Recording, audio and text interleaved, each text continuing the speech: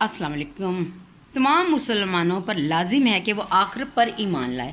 आखिरत पर ईमान लाने का मतलब है इस हकीकत को यकीन करना कि ये जो हमारी मौजूदा दुनिया है, जो दुनिया है जिसमें हम जी रहे हैं, ये ख़त्म हो जाएगी और इसके बाद एक नई दुनिया शुरू होनी है जिस दिन अल्लाह ताला तमाम इंसानों को दोबारा ज़िंदा करेगा और वो आखिरत का दिन होगा।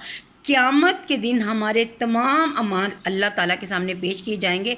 जिसकी नेकियां ज़्यादा होंगी उसको इनाम में जन्नत दी जाएगी।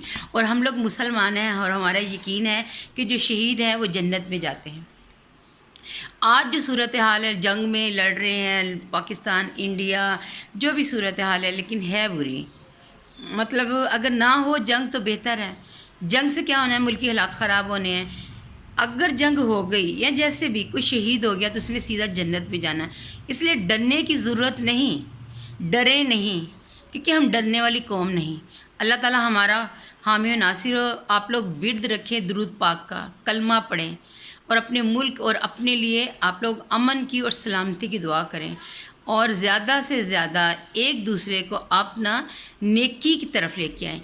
डरना नहीं, मुसलमान डरने वाली कौम नहीं। अपने अंदर जज्बा पैदा करें कि अल्लाह ताला हमें, देखिए हमारा यकीन है हमने एक ना एक दिन जाना है।